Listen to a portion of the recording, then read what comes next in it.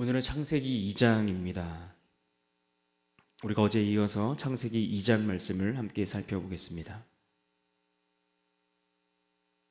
먼저 2장의 구조를 잠시 살펴보면 창세기 2장 1절로 3절까지의 말씀은 사실 앞에 1장의 내용과 연결되어 있는 것을 볼 수 있습니다. 1장에서 시작되었던 창조 기사의 그 내용들이 2장의 3절까지 이어지면서 1장부터 2장 3절까지 전체가 창세기 전체의 서론의 역할을 해준다라고 볼 수 있습니다. 그리고 이어지는 4절 이하의 말씀을 보시면 또다시 인간의 창조 기사가 기록되어 있습니다. 인간의 창조와 관련된 주제를 다루고 있는데 이것은 1장에서도 이미 인간의 창조에 대한 이야기를 언급했지만 1장에서 언급하지 않았던 또 다른 보다 구체적인 내용들과 주제들을 함께 다루고 있습니다. 그래서 2장에 보시면 2장에는 에덴 동산에 대한 이야기가 나옵니다. 인간이 처음 살았었던 에덴 동산에 대한 이야기도 나오고 그곳에는 어떠한 것들이 있었는지 또 그것에서 무엇을 하였는지 또 여자가 어떻게 창조되었는지에 대해서도 소개해 주고 있습니다. 또 창세기 2장을 조금 더 넓은 범위에서 보면 이것은 창세기에 나오는 10대 계보가 있습니다. 이 10대 계보가 나오는데 그 시작인 이 아담의 계보, 이 아담의 계보에 대한 계시 부분이다라고 그렇게 이해할 수도 있겠습니다. 이제 2장의 그 내용을 우리 함께 살펴보겠습니다. 하나님이 세상을 창조하신 이 창조 기사들을 우리가 읽고 또 묵상하다 보면 왠지 이것은 무언가 누군가를 위해 계획되고 준비되었다라는 그러한 생각을 하게 됩니다. 마치 처음부터 누군가를 염두에 두고 누군가를 위해 계획되고 설정되고 그렇게 준비되었다라는 그런 생각을 하게 된다는 이야기입니다. 본문 5절에 보시면 하나님이 세상을 창조하실 당시의 상황을 이야기해 주고 있습니다. 인간은 여섯째 날에 창조가 되었는데 그보다 앞서 이미 땅과 또 식물 같은 경우에 셋째 날에 창조가 되었지만 그곳에는 아직 경작할 사람이 없었다 이렇게 말씀해 줍니다. 그러니까 인간이 창조하기 전에 인간이 창조되기 전에 그곳에는 사람이 없어서 초목도 나지 않았고 채소도 나지 않았다 이렇게 말씀해 주고 있습니다. 그래서 6절의 말씀처럼 땅에는 안개만 올라와서 지면이 적셨다 이렇게 말씀해 줍니다. 이처럼 세상은 인간이 창조되기 전의 모습이 마치 혼돈된 상태 그리고 어떤 삭막함이 가득한 그러한 곳이었다는 것을 우리는 알 수 있습니다. 그런데 하나님이 인간이 창조되기 전에 이 세상 가운데 질서를 부여하신 겁니다. 무질서하고 혼돈 가운데 삭막함만이 가득했던 세상 가운데 하나님이 질서를 부여해 주십니다. 그래서 결국 세상이 인간이 살 수 있는, 다시 말해 인간이 살아가기에 아무런 문제가 없도록 가장 좋은 삶의 환경을 하나님이 조성해 주셨다라는 이야기입니다. 다시 말해 이 세상은 처음부터 인간을 염두에 두고 인간이 이 땅에 살아갈 수 있도록 하나님께서 그 인간을 위해 계획하고 준비하시고 이 모든 것들을 조성하시고 창조하셨다라는 이야기입니다. 그래서 인간이 이 땅을 살아가는 데 필요한 모든 것들을 다 조성해 주셨습니다. 아무런 문제 없이 살아갈 수 있도록 그 환경을 완벽하게 꾸며 주셨다라는 이야기입니다. 게다가 오늘 8절과 9절에 기록된 말씀처럼 에덴에 지은 그 동산에 보면 이 에덴 동산에 보기에 아름답고 먹기에 좋은 나무가 나게 하셨다라고 말씀해 줍니다. 그러니까 인간들이 그곳에서 살면서 누릴 수 있는 모든 것, 그들이 먹고 살기에 충분하고 아름다운 최상의 조건들, 그 풍족함들을 하나님이 다 갖추어 주셨고 그 모든 것들을 우리에게 제공해 주셨다라는 이야기입니다. 그래서 그곳에서 사람들은 땅을 경작하고 또 오늘 아담이 오늘 말씀에 보면 동물들을 하나하나 그 이름을 불러주는데 그 이름을 부르는 그것이 그들의 이름이 되었다라고 이야기를 합니다. 그렇게 땅을 경작하며 또 짐승들의 이름을 직접 지어주면서 동산의 각종 나무의 열매들을 먹으며 그렇게 살았던 것입니다.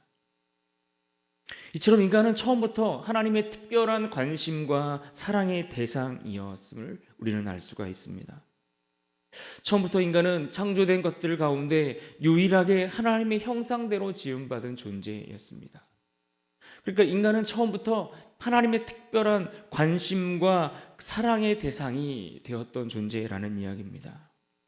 그렇습니다. 하나님은 우리를 부르실 때 하나님의 사랑의 대상으로 우리를 불러주신 것입니다.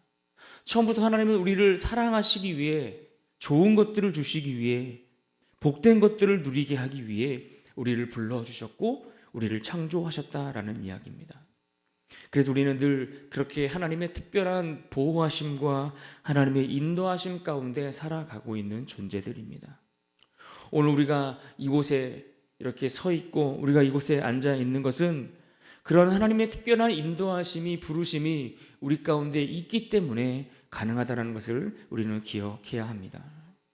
그런데 중요한 것이 있습니다.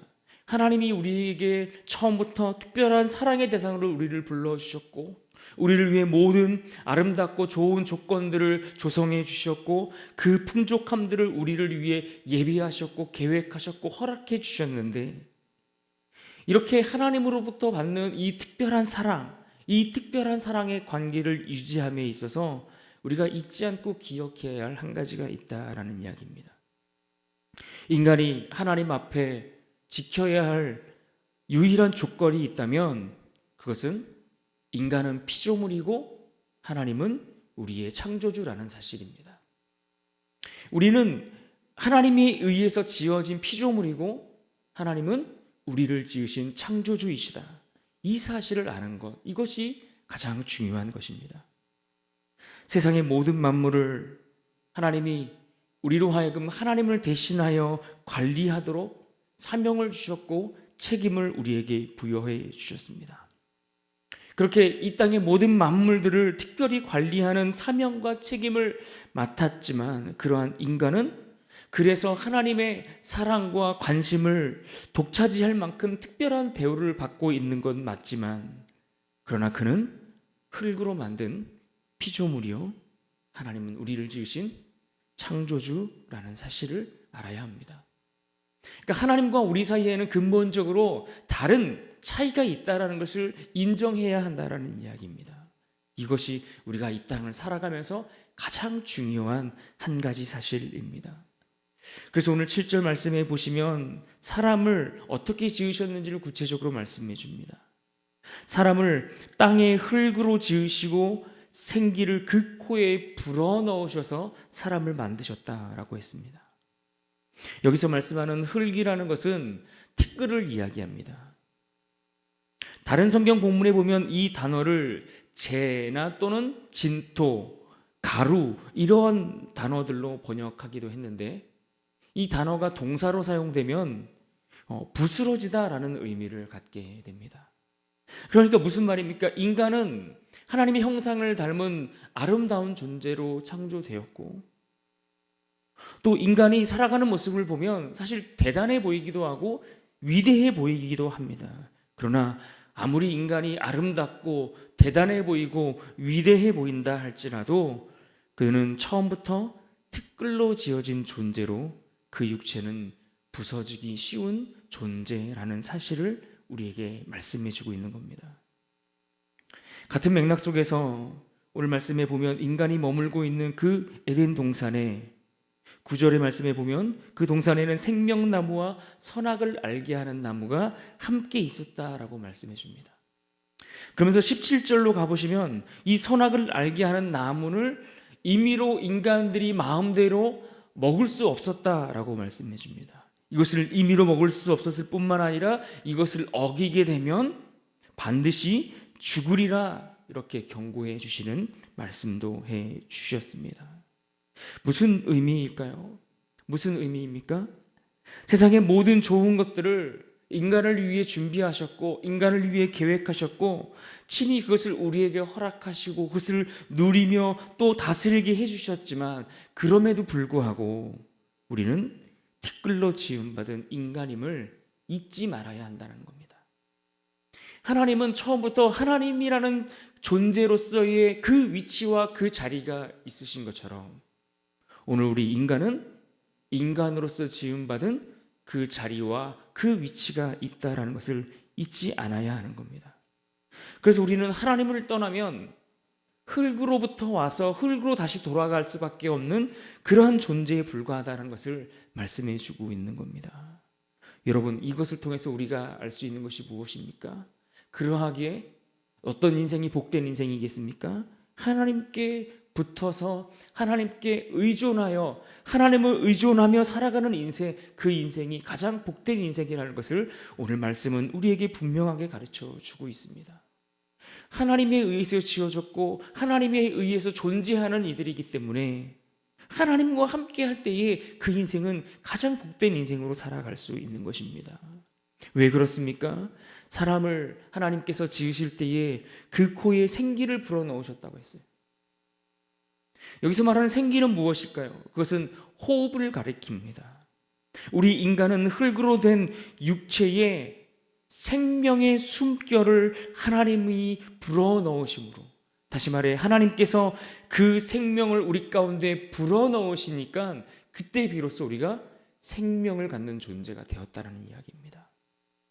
이건 역시 우리가 다른 피조물과 다른 사람이 다른 그런 차이라고 할 수 있을 것입니다. 이것은 또한 달리 말하면 인간이 그러하기 때문에 더욱 하나님을 떠나서는 살 수 없는 존재가 인간이라는 것을 말씀해 주고 있는 겁니다.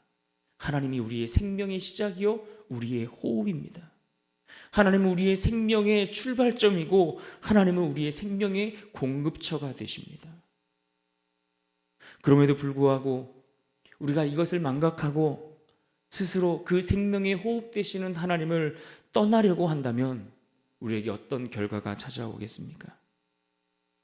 그 결과는 우리가 내일 살펴보게 될 3장 말씀 속에서 그 내용들을 우리에게 다뤄주고 있습니다.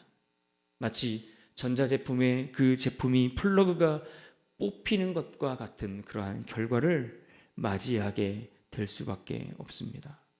그러므로 오늘 우리가 이 아침에 꼭 이 한 가지만을 기억하면 좋겠습니다. 2장 7절 말씀입니다. 우리가 이 말씀을 함께 기억하고 묵상하고 또 암송할 수 있으면 좋겠는데요. 2장 7절 말씀을 같이 한번 읽겠습니다. 2장 7절입니다. 시작.